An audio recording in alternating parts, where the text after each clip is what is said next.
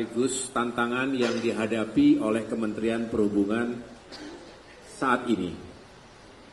Kita tahu dalam masa-masa yang penting ini ketika pemerintahan baru terbentuk, para menteri kabinet juga masih terus mempelajari, menganalisa tugas pokoknya, sekaligus langsung menghadapi berbagai masalah dan tantangan untuk segera diambil keputusan, tindakan, dan juga solusi yang baik.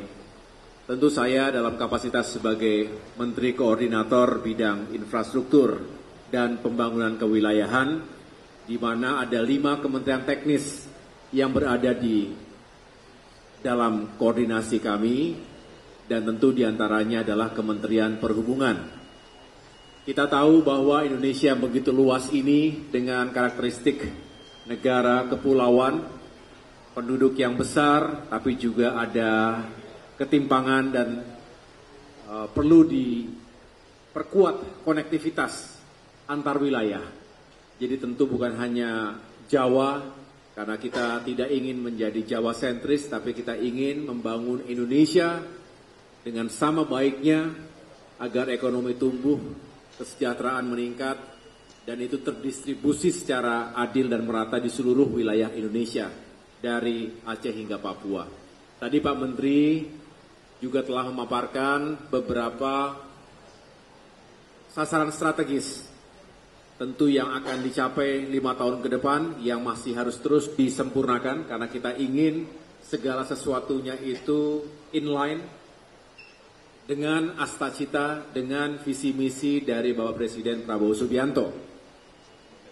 Dan banyak hal yang juga harus dikoordinasikan, disinergiskan dengan berbagai kementerian lembaga lain. Tentu bukan hanya dalam lingkup Kemenko Infrastruktur, tapi juga dengan jajaran kementerian lainnya.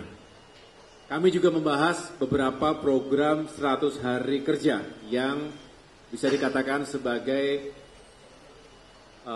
target jangka pendek. Ada beberapa proyek infrastruktur terkait dengan konektivitas lagi, ya, transportasi baik itu di darat, laut, udara maupun elemen dari perkereta apian yang menjadi sendi-sendi utama dari perhubungan di Indonesia saat ini. Dan kami sedang menyusun secara lebih detail lagi, sehingga mudah-mudahan dalam jangka pendek, dalam waktu dekat, ada sejumlah proyek yang bisa segera diresmikan, bahkan bisa segera dimanfaatkan, digunakan dengan baik oleh masyarakat di berbagai daerah. Saya pikir itu yang dapat saya sampaikan, dan saya akan lebih sering lagi, tadi saya sudah sampaikan ke Pak Menteri, untuk saling berkunjung. Tadi juga saya diajak ke MCC, Maritime Coordination Center. Jadi sebuah pos pusat komando dan pengendalian, utamanya aspek perhubungan laut. Karena kita tahu 70% adalah kawasan maritim, sehingga tadi diperlihatkan kepada saya bahwa kita sudah punya sistem, termasuk database yang kita kelola setiap saat. Bagaimana Indonesia itu benar-benar bisa kita lihat secara utuh terkait dengan mobilitas yang ada di wilayah-wilayah perairan. Bisa dipetakan tadi ada berapa ribu kapal misalnya setiap saat, dan dari mana saja, keterangannya jelas, jenis kapal, apakah kapal tanker, apakah kontainer, apakah untuk nelayan dan lain sebagainya. Bahkan kita juga bisa tracking kapal-kapal Indonesia yang sedang berlayar di wilayah perairan internasional. Ada yang sampai ke Timur Tengah, ke Eropa, dan lain sebagainya. Yang jelas kita berharap keselamatan menjadi prioritas utama, karena ini juga penting di darat, laut, udara. Kita berharap transportasi yang dijalankan saat ini itu benar-benar menjunjung tinggi aspek keselamatan. Yang kedua tentu keamanan. Yang ketiga tentu kenyamanan. Nah, yang juga tidak boleh lupa adalah masyarakat berharap menjadi semakin efisien, sehingga datanya, sistem digitalnya harus terus diupdate, diperbaiki, disempurnakan.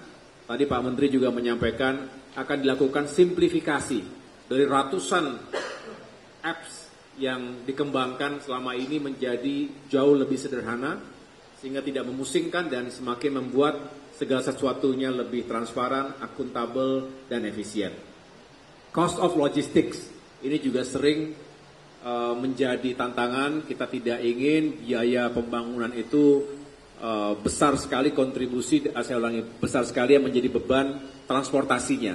Kita harus kurangi, sehingga persentase antara biaya logistik atau transportasi logistik tadi bisa ditekan lebih baik, sehingga keuntungan atau manfaat ekonominya bisa lebih besar dirasakan oleh masyarakat dan daerah. Saya pikir itu yang dapat saya sampaikan. Pak Menteri, silakan.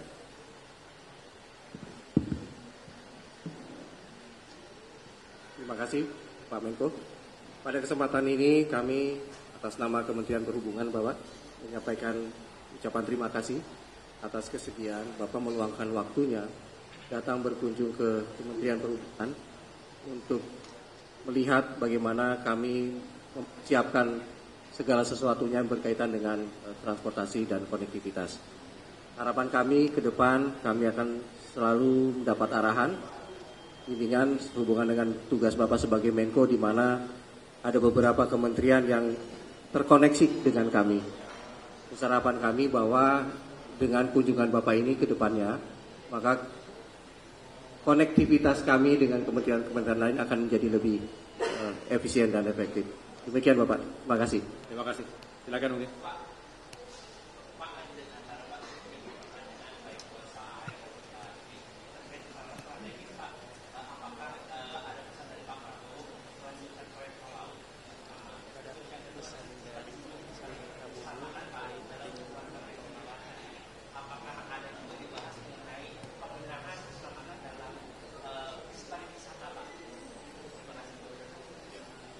Ya, jadi Bapak Presiden Prabowo Subianto menekankan bahwa sekali lagi kita harus terus membenahi aspek perhubungan, dan ini meliputi semua aspek.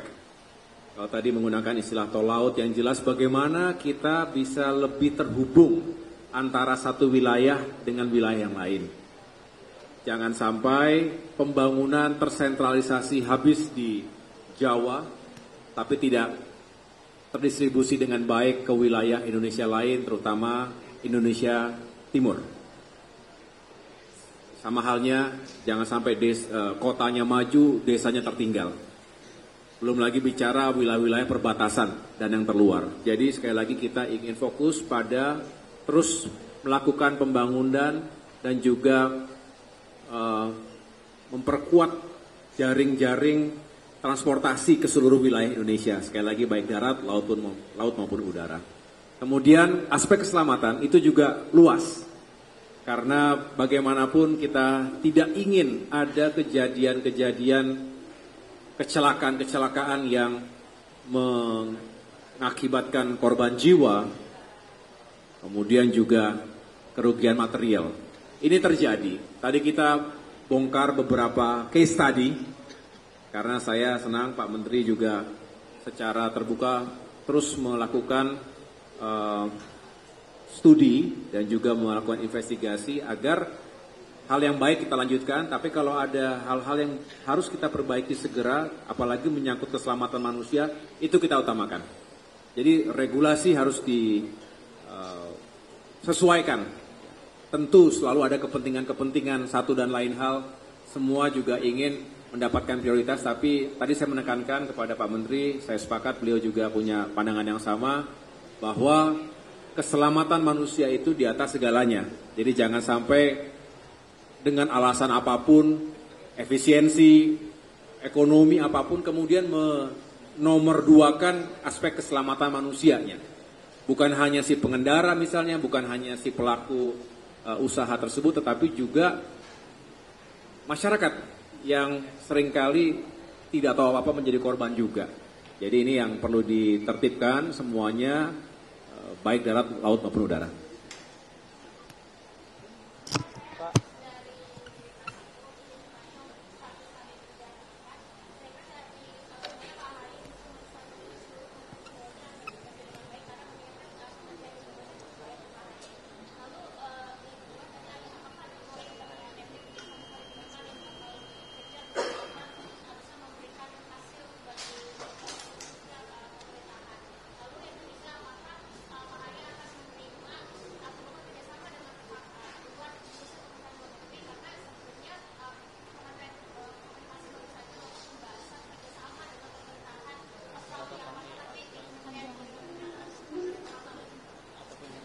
Iya, jadi 5 kementerian teknis di bawah Kemenko Infrastruktur dan Pembangunan Kewilayahan. Yang pertama adalah ATR BPN, 8 bulan saya terakhir di sana, berurusan dengan tanah, agraria dan juga tata ruang.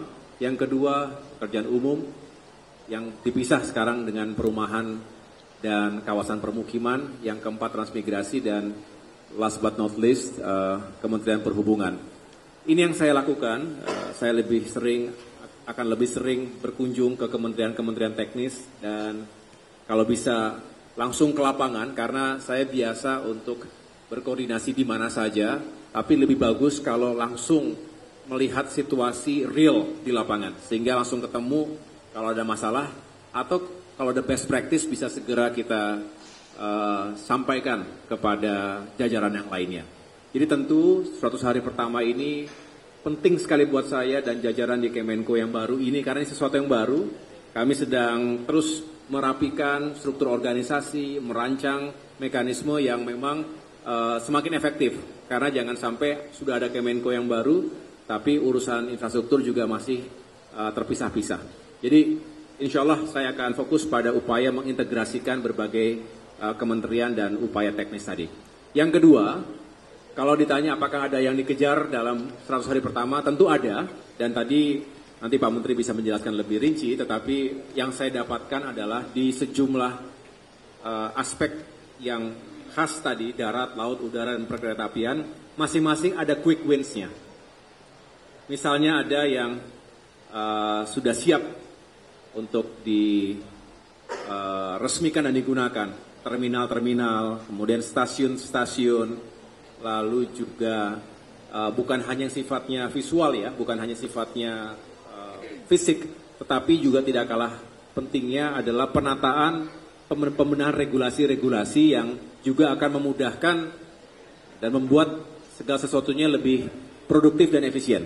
Ini juga terus kita lakukan. Jadi bukan hanya pembangunan fisiknya, tetapi juga softwarenya, perangkat lunak semacam regulasi dan juga penataan SDM, penguatan SDM juga akan terus dilakukan oleh Kementerian Perhubungan maupun kementerian-kementerian lain yang ada dalam koordinasi kami. Dan yang terakhir, kalau ada apakah memungkinkan untuk kerjasama, saya pikir itu terbuka. Saya belum memetakan secara khusus. Selebihnya ini akan berjalan ya. Saya ingin lebih fokus dulu pada apa yang ada, sumber daya yang kita kelola sehari ini ya. 5 kementerian ditambah tentunya dengan elemen-elemen lain, stakeholders lain yang juga bisa kita selalu libatkan. Karena pembangunan yang saya yakini adalah harus inklusif, melibatkan partisipasi semua kalangan, semua golongan termasuk juga berbagai kalangan masyarakat. Karena pada akhirnya pembangunan itu untuk manusia, bukan sebaliknya. Cukup? Oke, satu lagi ya.